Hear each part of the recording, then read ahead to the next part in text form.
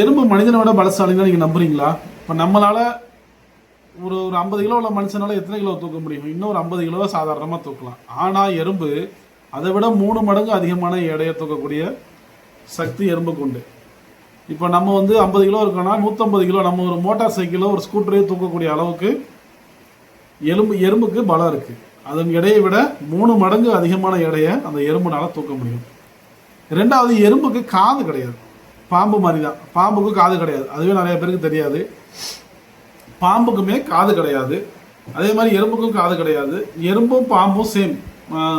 அந்த நம்ம அசைவுகள், நம்ம அதிர்வுகள் இருக்குல்ல, அதை வச்சு தான் அது இது பண்ணும். பாம்பும் அந்த மாதிரி தான். பாம்பு தூரத்துலேருந்து நீங்கள் எவ்வளோ கத்துனாலும் பாம்புக்கு கேட்காது. அது மாதிரி நீங்கள் பக்கத்தில் போய் நடக்க ஆரம்பிச்சிங்க, ஓட ஆரம்பிச்சிங்க அப்படின்னா அதுக்கு ரொம்ப தூரத்திலிருந்தே பாம்புகளுக்கு அதனுடைய அதிர்வுகளை உணரக்கூடிய சக்தி இருக்குது. அதே மாதிரி தான் எறும்பும் காது கிடையாது, அதிர்வுகள் உண்டு. ஒவ்வொரு எறும்புக்கும் 2 வயிறு இருக்குன்னு சொல்கிறாங்க. ஒரு வயிறு தனக்கான உணவை சேமிச்சுக்கிறதுக்கும், மற்றொன்று எதுக்குன்னா மற்ற எறும்புகளுக்கு அந்த உணவை பரிமாறுவதற்கும் அந்த வயிற்றுல சேமிக்குது அப்படின்னு சொல்கிறாங்க. நுரையீரல் கிடையாது எறும்புனால. நம்ம மனுஷங்க மாதிரி சுவாசிக்கிறது மூக்குனாலேயோ இதனாலேயோ கிடையாது. அது எறும்பு என்ன பண்ணுன்னா, எறும்புடைய உடம்புல சிறு சிறு துளைகள் இருக்கும். அந்த துளைகள் மூலமாக தான் எறும்பு மூச்சு விடுது அப்படின்னு சொல்கிறாங்க. எறும்பு ஒரு இராணுவம் போல கட்டமைப்பு கொண்டது அப்படின்னு சொல்கிறாங்க. ஆயிரக்கணக்கான எறும்பு இருந்தாலும் அதில் ஒரே ஒரு ராணி எறும்பு தான் இருக்கும். அந்த ராணி எறும்போட வேலை என்னது? இனப்பெருக்கம் பண்ணுறது, முட்டையிட்டு குஞ்சு பொரிக்கிறது, அந்த முட்டைகளை பாதுகாக்கிறது. இது மட்டும்தான் அந்த ராணி எறும்போட வேலை. ராஜா எறும்பு ஒன்று இருக்கும். அந்த ராஜா எறும்புகளுடைய வேலை என்னன்னா, ராணியோட இணை சேர்ந்ததுக்கப்புறம் அந்த ராஜா எறும்புகள் செத்து போயிடும். இந்த ராணி எறும்பு தான் ஒரு கூட்டுக்கு ஒரே ஒரு ராணி எறும்பு தான் இருக்கும். அது முட்டையிட்டு முட்டைகளை பாதுகாத்து குஞ்சு பொரிக்கும். இன்னொரு சுவாரஸ்யமான, மற்ற எல்லா எறும்புமே வேலைக்கார எறும்புகள் தான். சேம் இதே தான், கடவுளுடைய படைப்பை பாருங்க. இதே மாதிரி தான் தேனியும் ஒரு கூட்டில் ஒரே ஒரு ராணி தேனி தான் இருக்கும். அது இணை சேர்ந்ததுக்கப்புறம் அந்த ராஜா தேனி இறந்துடும். மற்ற தேனீக்கள் எல்லாமே வேலைக்கார தேனி தான். அது படிச்சிருக்கேன். அதை தேனீகளை பற்றி அடுத்த வீடியோவில் சொல்கிறேன். அதே மாதிரி தான் இந்த எறும்புகளும்.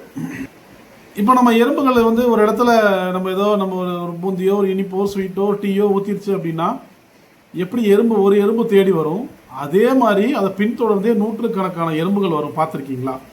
அது எப்படின்னா, ஒரு எறும்பு போகும்போது அதோடைய வாசனை, ஒரு தீனி எங்கேயோ நமக்கான உணவுப் பொருள் இருக்குன்னு அது உணர்ந்துருச்சு அப்படின்னா அது போகிற பக்கம்லாம் பெரமோன்ஸ் அப்படின்னு ஒரு கெமிக்கலை அது விட்டுக்கிட்டே போகும். அந்த கெமிக்கல் விடுற இடம் பூரா வேறு எறும்புகள் சேர்ந்து அந்த உணவை தேடி வர ஆரம்பிச்சிடும். இது ஒரு சுவாரஸ்யமான ஒரு தகவல். எறும்பு நம்ம உலகத்தில் எவ்வளவு மனிதர்கள் இருக்கிறோமோ அந்த எடைக்கு சமமான எறும்புகள் இந்த உலகம் பூரா இருக்குது அப்படின்னு சொல்கிறாங்க. அது உலகத்திலே வேறு எந்த உயிரினமும் மனித எடைக்கு நிகரான எடையில இல்லை, எறும்பை தவிர அப்படின்னு சொல்கிறாங்க. அப்படின்னா உலகத்தில் எவ்வளோ எறும்புகள் இருக்குன்றதை நம்ம யோசிச்சுக்கலாம். சொல்லுவாங்களே எறும்பு மாதிரி சுறுசுறுப்பாக இருக்கணும்னு சொல்லிட்டு. அது மாதிரி எறும்பு ஒரு நாளைக்கு 4 to 5 மணி நேரம் தான் தூங்குது. மற்ற வேலைக்கார எறும்புகள்லாம் 4 to 5 மணி நேரம் தூங்குது. இந்த ராணி எறும்பு மட்டும், ராணி கொஞ்சம் ஸ்பெஷல்ல, அதனால அது மட்டும் 9 மணி நேரம் தூங்குது. மனுஷனுக்கு முன்னாடியே இங்கே விவசாயம் செஞ்ச ஒரே ஆள் யாருன்னு கேட்டிங்கன்னா எறும்புகள் தான். எறும்பு விவசாயம் செஞ்சுன்னா நம்மளால் நம்ப முடியுதா?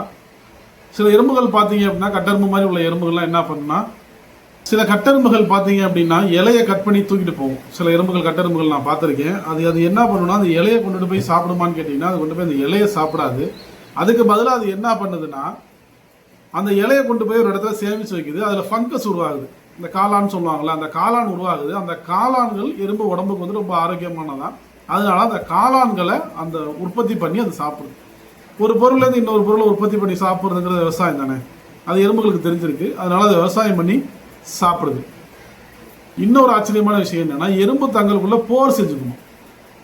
மனுஷன் தான் ஒரு இடத்தை விட்டு ஒரு இடத்துக்கு போய் போர் செய்கிறான்னா எறும்புகளும் போர் செய்யுது. எறும்பு 2 காரணங்களுக்காக போர் செய்யுது. ஒன்று என்னன்னா, தன்னுடைய இடப்பிரச்சனை.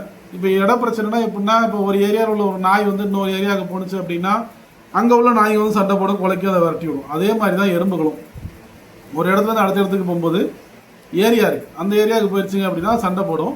உணவுக்காகவும் அது சண்டை போடுது அப்படின்னு சொல்கிறாங்க. இது உணவு சில நேரத்தில் பார்த்தீங்கன்னா அந்த எறும்பு முட்டையை தூக்கிட்டு போகிற மாதிரி நம்ம பார்த்துருக்கோம். சின்ன சின்ன வெள்ளையாக எறும்பு முட்டை நிறைய பேர் பார்த்துருப்பீங்க. அதை உங்களுக்கு இந்த ஃபோட்டோவில் காட்டுறேன். அந்த எறும்பு முட்டைகளை வந்து எறும்பு தூக்கிட்டு போகும். அது எப்போ நாம் உணவுன்னு நினச்சிக்கிட்டு இருப்போம். அது என்னன்னா, ஒரு இடத்துலேருந்து இன்னொரு இடத்துக்கு போய் சண்டை போட்டு அங்கே உள்ளவங்க எறும்புகளை எல்லாம் அடித்து போட்டுட்டு அங்கே இருந்து எறும்பு முட்டைகளை தூக்கிட்டு வந்து தன்னுடைய கூட்டில் பாதுகாக்குமா. அப்படி பாதுகாத்து அந்த முட்டைகள்லேருந்து வர்ற குஞ்சுகளை தன்னுடைய அடிமை எறும்புகளாக அது பயன்படுத்திக்குமா. எவ்வளோ ஒரு புத்திசாலித்தனமாக இருக்குது பாருங்கள். ஒரு இடத்துல இன்னொரு இடத்துல முட்டையை தூக்கிட்டு வந்து அதை வந்து அடகாத்து அதை குஞ்சு பறித்து அந்த குஞ்சுகளை வந்து அடிமைகளாக யூஸ் பண்ணிக்கிறோமா. மூளையில் நம்ம நினைக்கிறோம் நம்மளுக்கு ஒன்று எறும்பு நசுக்கி போட்டுன்னு நினைக்கிறோம். அது எவ்வளோ ஒரு புத்திசாலித்தனமாக இருக்குது. போர் செஞ்சு அடிமைகளை கொண்டுட்டு வருது. அதே மாதிரி எறும்புகள் போட்டாக மாறிடுது. ஒரு இடத்துல நம்ம எங்கேயாவது தண்ணி ஊற்றணும் அப்படின்னா ஒரு எறும்போட ஒரு எறும்பு கை கோர்த்துக்கிட்டு அப்படியே படர்ந்து போய் ஒரு இடத்துல அப்படியே மிதக்க ஆரம்பிச்சிடும். அப்படியே எல்லாமே ஒன்றா மிதந்து பாதுகாப்பான இடத்துக்கு போயிடும் அப்படின்னு சொல்கிறேன். பூச்சி இனத்திலேயே அதிக நாள் வாழக்கூடியது இந்த எறும்புகள் தான். 30 ஆண்டுகள் வரைக்கும் வாழுன்ற மாதிரி சொல்கிறாங்க எறும்பை. இந்த வேலைக்கார எறும்புகள் இருக்குல்ல, அது வந்து சில மாதங்கள்லேருந்து சில ஆண்டுகள் வரைக்கும் தான் வாழும். அதாவது ஒரு 6 மாதத்துலேருந்து ஒரு வருஷம் 2 வருஷம் தான் வாழும்னு சொல்கிறாங்க. இந்த ராணி எறும்பு மட்டும் 30 வருஷம் வாழும் அப்படின்ற மாதிரி சொல்கிறாங்க.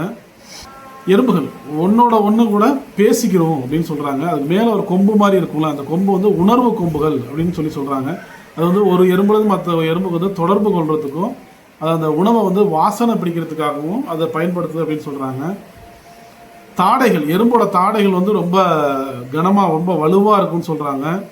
அது வந்து நம்மளை கடிக்கிறதுக்கும் உணவுப் பொருட்களை வந்து தூக்கிட்டு போகிறதுக்கும் அதை பயன்படுத்த சொல்கிறாங்க. மற்றபடி எறும்புக்கு வந்து எலும்பு கிடையாது. அதனுடைய மேல் உடல் அமைப்பு வந்து ரொம்ப தடிமனாக இருக்கும், ரொம்ப இதாக இருக்கும்.